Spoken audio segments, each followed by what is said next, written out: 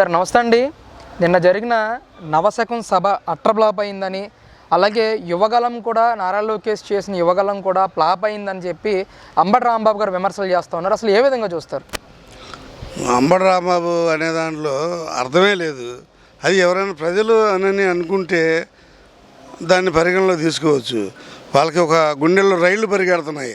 Yuvagalam super duper hit అవ్వటంతో 10 లక్షల మంది యువగలానికి ఇచ్చేశారు విజయనగరం దానికి మీటింగ్కి. అది చూసి తట్టుకోలేక చంద్రబాబు నాయుడు గారు, పవన్ కళ్యాణ్ గారు వీళ్ళు నారా లోకేష్ గారు చేసినటువంటి పాదయాత్ర రాష్ట్ర వ్యాప్తంగా 226 రోజులు చేశారు. మధ్యలో వాళ్ళు ఇట్లాంటి చికాకులు కల్పిస్తే ఒక 60-70 రోజులు ఆపివేయాల్సి వచ్చింది. అయినప్పటికీ కూడా తను ఎంచుకున్న లక్ష్యాన్ని కంటిన్యూ చేస్తూ మరి 3132 కిలోమీటర్లు తిరిగారు నారా లోకేష్ గారు. చాలామంది పేద వర్గాలు, కార్మికులు, శ్రామికులు, రైతులు, రైతు కూలీలు, ఆటో డ్రైవర్సు, నిరుద్యోగులు, విద్యావంతులు, దళితులు, బీసీలు, గిరిజనులు, మైనారిటీలు, ఉద్యోగులు అన్ని సమస్యలను కూడా నారా లోకేష్ గారు అందరితో కూడా అన్ని వర్గాలతో కూడా ఆయన దగ్గరికి వచ్చి కలిసి మాట్లాడి వెళ్ళటం జరిగింది. ప్రత్యేకించి రాయలసీమలో కూడా రాయలసీమ మిషన్ అనే పేరుతో రాయలసీమలో ఇప్పుడున్న జగన్మోహన్ రెడ్డి రాయలసీమ వ్యక్తే కదా, మరి వెనకబడిపోయి ఉంది కదా, 5 ఏళ్ళ నుంచి ఏం చేయలే అతను. మరి నారా లోకేష్ గారి పాదయాత్రలో అపూర్వమైన కడప జిల్లాలో పులివెద్దుల్లో అపూర్వమైన స్పందన వచ్చింది. రెడ్డి వర్గీయులే వచ్చి ఇట్లా నారా లోకేష్ గారితో సమావేశం అయ్యారు. మాకు ఇట్లా కమ్యూనిటీ వల్లనే కానీ ఏమి లేదు, మేమంతా నష్టపోయాం జగన్ రెడ్డి వలన అని చెప్పేసి. మరి లోకేష్ గారు కూడా రాయలసీమ మిషన్ అనే కార్యక్రమం పెట్టారు. మేము అధికారంలోకి వస్తే ఏం చేస్తాము అనేది ప్రజలకు వివరించారు అక్కడ. ఇవన్నీ చూసి పాదయాత్ర అయిపోయింది. ఆ ముగింపు సభ విజయోత్సవ సభకి చంద్రబాబు నాయుడు గారు, పవన్ కళ్యాణ్ గారు, బాలకృష్ణ గారు వాళ్ళు రాష్ట్రం నుంచి అశేషమైనటువంటి ప్రజలు ఇచ్చేసారు అక్కడికి. అది చూసి తట్టుకోలేక అంబటి రాంబాబు అంటాడు. అంబటి రాంబాబు అంటంలో వాళ్ళ యొక్క డొల్లతనం బయటపడుతుంది. ఎందుకంటే తెలుగుదేశం జనసేన ప్రభుత్వం రాబోతుంది, 160 స్థానాలు గెలుచుకోబోతుంది కంబైన్డ్గా. ఇంకా మనకి డిపాజిట్లు కూడా రావు. పైగా జగన్మోహన్ రెడ్డి పెట్టినటువంటి 60-70 మంది ఎమ్మెల్యేల మార్పులో అంబటి రాంబాబు కూడా ఉన్నాడు. ఆయనకు కూడా సీట్ లేదు. ఇవన్నీ కూడా ప్రజలు ఓడించడం ఒక ఎత్తు అయితే, వైసీపీ ఎమ్మెల్యేలే కత్తి కట్టుకొని కంకణ కట్టుకొని జగన్మోహన్ రెడ్డిని ఓడించడానికి సిద్ధంగా ఉన్నారు. ఈ రాష్ట్రంలో దిశ మార్చగలిగింది ఒక చంద్రబాబు నాయుడు గారికే సాధ్యం. రాష్ట్ర అభివృద్ధి కానీ సంక్షేమం కానీ అన్ని వర్గాల ప్రజలకి న్యాయం జరిగేది, మేలు జరిగేది ఆయన మాత్రమే చంద్రబాబు నాయుడు గారు అని చెప్పి ప్రజలందరూ సుముఖంగా ఉన్నారు. ఎప్పుడు ఎన్నికలు వస్తాయా అని ఎదురు చూస్తూ ఉన్నారు. జగన్ పాదయాత్రకి లోకేష్ పాదయాత్రకి నక్కకి నాగలోకానికి ఉన్నంత తేడా ఉందని చెప్పి వెల్లంపల్లి శ్రీనివాస్ మాట్లాడుతూ ఉన్నారు. ముఖ్యంగా జగన్ చేసిందే పాదయాత్ర ఎండనక వాననక ఆయన చేశాడు, నారా లోకేష్ చేసింది కేవలం సరదా యాత్ర మాత్రమే అని అంటూ కూడా ఆయనకు మాట్లాడుతూ ఉన్న పరిస్థితి ఎలా చూస్తారు? ఇప్పుడు దాన్ని కూడా మేము కూడా కామెంట్ చేయొచ్చు. జగన్మోహన్ రెడ్డి చేసింది ఊరికే వీళ్ళు ఉన్నారు కదా పెయిడ్ ఆర్టిస్టులు, వాళ్ళ పెయిడ్ ఆర్టిస్టులను పెట్టుకొని డీజేలు పెట్టుకొని వెళ్ళాడు. మేము కూడా అనొచ్చు అతను పెయిడ్ ఆర్టిస్ట్, అది పాదయాత్ర కాదు అని. ఆ రోజున మరి నిజమే అనుకుందాం, అందరిని పిలిచి నెత్తి మీద చేతులేసి ముద్దు పెట్టాడు. ఈ రోజున రమ్మని చెప్పండి జగన్మోహన్ రెడ్డి గారిని. వెల్లంపల్లికి సీట్ లేదు రేపు, ఆయన సంగతి చూసుకోమనండి. తెలుగుదేశం సునామీలో, తెలుగుదేశం జనసేన సునామీలో వాళ్ళు ఎక్కడ కొట్టుకుపోతారో తెలియదు. మేమైతే వాళ్ళని చేర్చుకోము. అంటే సీట్ల మార్పు విషయం గురించి కూడా మాట్లాడుతూ ఉన్నారు. ముఖ్యంగా కొడాలి నాని మాట్లాడుతూ చంద్రబాబు నాయుడు చంద్రగిరి నుంచి కుప్పం ట్రాన్స్ఫర్ అవ్వలేదా, ట్రాన్స్ఫర్ చేస్తే తప్పేంటని కూడా కొడాలి నాని మాట్లాడుతూ ఉన్న పరిస్థితి ఎలా చూస్తారు? ఎప్పుడు సంగతి చంద్రబాబు గారు ప్రారంభ రాజకీయాల్లో చంద్రగిరిలో పోటీ చేసిన మాట వాస్తవం.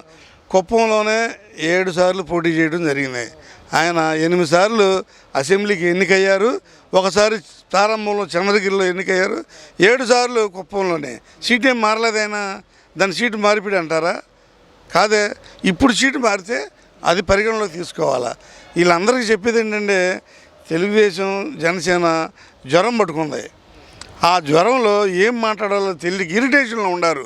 రేపు మన పరిస్థితి ఏంటి, మన భవిష్యత్తు ఏంటి? ఈ రాష్ట్ర ప్రజలు సుఖ సంతోషాలతో ఉండటం వైసీపీ నాయకులకి అసలు ఇష్టం లేదు.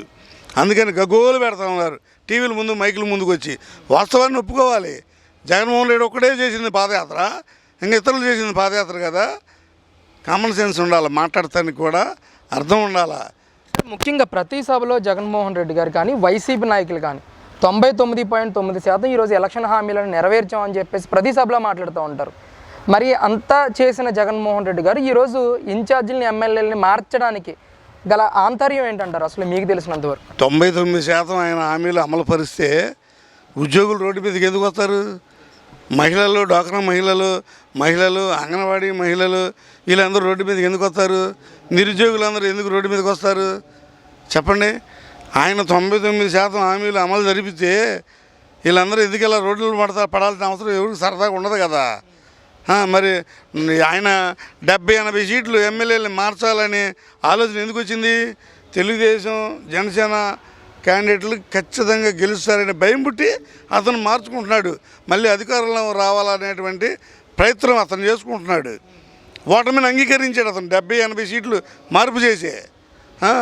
ఆయన అక్కడ అమలు జరిపితే బయట పబ్లిక్లోకి వెళ్ళినప్పుడు పరదాలు కట్టుకొని ఎందుకు వెళ్తాడు? షాపులు మూయించి ఎందుకు వెళ్తాడు? ఆ ఊరు వెళ్తే చెట్లు కొట్టేస్తాడు, వాతావరణం ఆ ఊరంతా బంద్ జరిపిస్తాడు, స్కూళ్ళకి సెలవు ఇవ్వాలా. 150 సీట్లు ఇచ్చినాడు, 99% హామీలు ఇచ్చినాడు. ప్రజలు బ్రహ్మరథం పడతారు. పక్క రాష్ట్రాల్లో చూస్తున్నాం మనం, ప్రజా దర్బారు పెట్టారు, ప్రజల్ని సామాన్యం కలిసేస్తున్నారు సీఎంని. ఎప్పుడైనా ప్రజలు ముఖ్యమంత్రిని కలవడం ఆంధ్రప్రదేశ్లో దేవుడికి ఇరుకు. కానీ వాళ్ళ ఎమ్మెల్యేలు గెలిచారు 150 మంది. వాళ్ళందరూ జగన్మోహన్ రెడ్డిని కలిసారా ఒకసారి? వాళ్ళని అడగమనండి గెలిచిన ఎమ్మెల్యేలని. ఆఖరిగా 2024 ఎలక్షన్కి సంబంధించి ఈ నవశకం సభ ఎంతవరకు ఎఫెక్ట్ అవుతుంది అంటారు? ముఖ్యంగా దాదాపు 10 ఏళ్ల తర్వాత చంద్రబాబు నాయుడు గారు కానీ, పవన్ కళ్యాణ్ గారు కానీ ఒకే సభలో కనిపించడం ప్రజలు ఎంతవరకు దీన్ని స్వాగతిస్తారంటారు? ఖచ్చితంగా ప్రజలు దీన్ని స్వాగతిస్తున్నారు. అందుకు నిదర్శనమే నిన్న జరిగిన విజయనగరంలో జరిగిన సభలో 10 లక్షల మంది హాజరయ్యారు. ఎందుకు? చంద్రబాబు నాయుడు గారు జగన్మోహన్ రెడ్డి పరిపాలనలో విచ్ఛిన్నమైన వర్గాలన్నిటికీ మేలు చేయడానికి ఒక 6 సంక్షేమ పథకాలని మేనిఫెస్టోలో విడుదల చేశారు. ఇవి ఇంట్లో ఎంతమంది ఆడబిడ్డలు ఉంటే వాళ్ళకి 1500 వేయటం, ఎంతమంది ఉంటే అంతమందికి. మరి అలాగే అమ్మఒడి 15,000, అదేవిధంగా 3 గ్యాస్ బండ్లు ఫ్రీ. మరి కుటుంబానికి రక్షణ కానివ్వండి, రైతులకి 20,000 రూపాయలు, నిరుద్యోగులకి 3,000 రూపాయలు. ఇవన్నీ కూడా ఆయన ప్లాన్ సెట్ చేసే దాంట్లో భాగమే మేనిఫెస్టో. ఆయన ఫైనాన్షియల్, ఎకనామికల్గా ఆయనకు తెలియదంట పొజిషను. 6 హామీలు ఇచ్చారు. బాబు షూరిటీ, భవిష్యత్తు గ్యారంటీ అని ఆయన ఇచ్చారు. ఇవి కాకుండా పవన్ కళ్యాణ్ గారు కూడా పెట్టారు మేనిఫెస్టో. ఇవి ప్రజలు బాగా ప్రజలకి ఉపయోగపడేవి కాబట్టి వాళ్ళు రిసీవ్ చేసుకున్నారు, అంగీకరించారు. ఈ రోజున తిరుగులేని మెజార్టీతో ప్రతిపక్షం హోదా కూడా దక్కదు వైసీపీకి. దానికోసమే ఇది. వాళ్ళు ఎన్ని అనుకున్నా కానీ ఓడిపోయే వాళ్ళు దారులు ఎత్తుకుంటారు ముందు కారణాలు చెప్పుకోవడానికి. అందుకని నిన్న యువకాలం ఉంది నవశకం సక్సెస్ అవ్వడం వలన వాళ్ళకి ఏమి పాలు పోయిట్లా. అందుకని వాళ్ళు ఈ విధంగా పిచ్చి మాటలు మాట్లాడుతూ ఉన్నారు వైసీపీ మంత్రులు, ఎమ్మెల్యేలు వాళ్ళందరూ కూడా. రేపు కాలమే తొందరలో ఉంది, 3 నెలల్లో కాలమే నిర్ణయిస్తుంది. అప్పుల అప్పారావు పాలన తప్ప ఈ రాష్ట్రానికి ఒరిగింది ఏమైనా ఉందా? దేనికి ఖర్చు పెట్టావు? 15 లక్షల కోట్లు తెచ్చావు, దేనికి ఖర్చు పెట్టావు చెప్పాలని తెలుగుదేశం పార్టీ తరఫున శ్వేతపత్రం విడుదల చేయాలని మేము డిమాండ్ చేస్తున్నాం జగన్మోహన్ రెడ్డిని. ఈ రాష్ట్ర ప్రజలకు తెలియపరచాలా. నువ్వు 15 లక్షల కోట్లు ఏం చేసావు? అభివృద్ధి దేనికన్నా పెట్టావా? ఏ ఒక్క రంగం కూడా కంపెనీలు వచ్చింది లేదు, ఉద్యోగాలు ఇచ్చింది. మద్యపాన నిషేధం తూట్లు పొడిచావు, ఇవన్నీ చేసేసావు, మాయ చేసావు జనాల్ని. ఈ రాష్ట్రంలో నకిలీ మద్యం అమ్మించావు. గంజాయి, ప్రజలు గంజాయిని కూడా సాగు చేపిస్తాం జగన్మోహన్ రెడ్డి మొదలుపెట్టాడు.